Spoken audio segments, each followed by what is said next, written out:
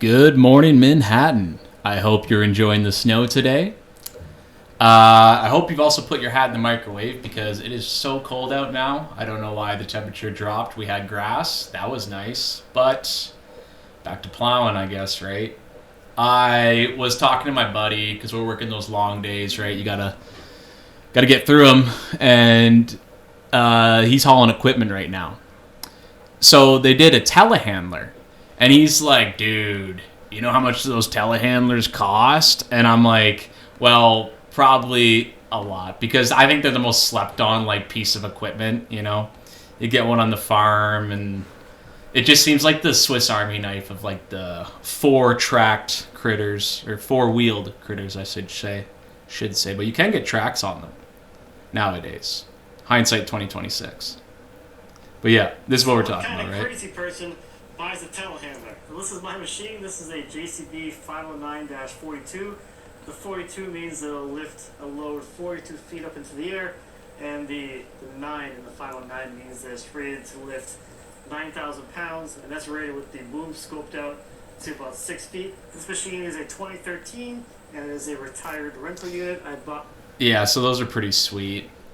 And like that's what he's saying. So you get 9,000 pounds when the boom is in. Blah blah blah. That does go away because it's basically like a crane on wheels slash excavator slash backhoe slash. But technically it's a front hoe. Look at this guy though. They're not perfect. Nothing's perfect in life, guys. Alright, lads. Started the morning off in Penrith looking at a 2.5 ton DHE telehandler with a no start. Now, this actually carked it in the sawdust stack over there. I did get it going so we could get it out and do a bit more diagnosis.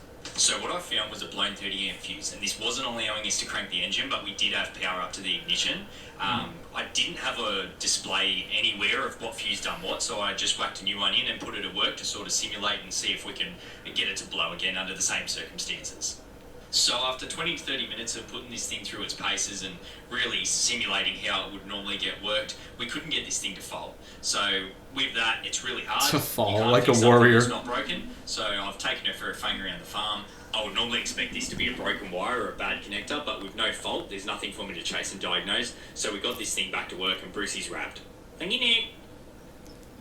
All right. So yeah, thank you, Nick. He doesn't have a perfect telehandler, but it looked like it. I think some kind of farm there, right? Sawdust. I assume bedding. I don't know what they do. Everything, right? Look at that. Look at the bucket on that thing, right? But I just wanted to show this, right? Because this is in the city. Yeah.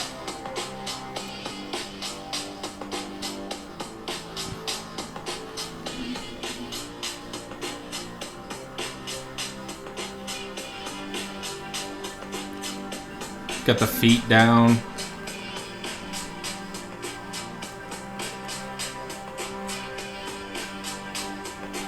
So yeah, as it comes up, right, it has to come back, obviously. Physics. The thing is, I wonder how he's controlling that. I've never honestly driven one of these. I've sat in one because I'm a child, and they don't have very good view at all, I find, because you're on one side of the vehicle, right? But they're freaking cool. Look at this. And this one goes up effortlessly. I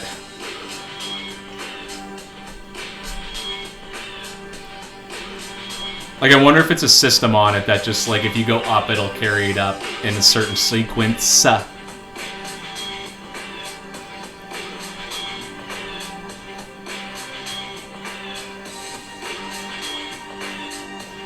So slick.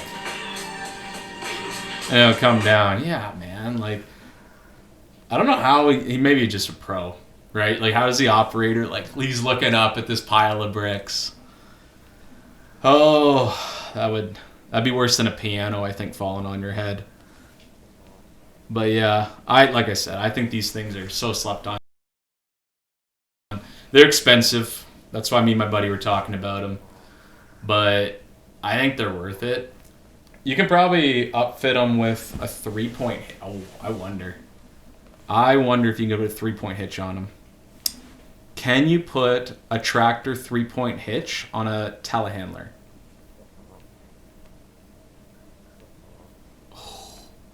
AI came through.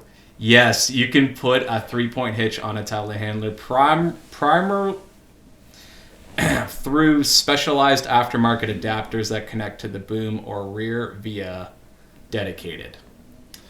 So, yeah, you got to talk to the boys in the shop, and they'll probably hook one up for you because you already got the hydraulics and everything. So, yeah.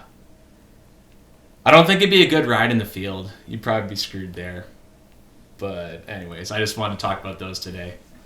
Hope you guys have a good day. Rachel's waving me off. Dad's coming in. We got to go. Good night.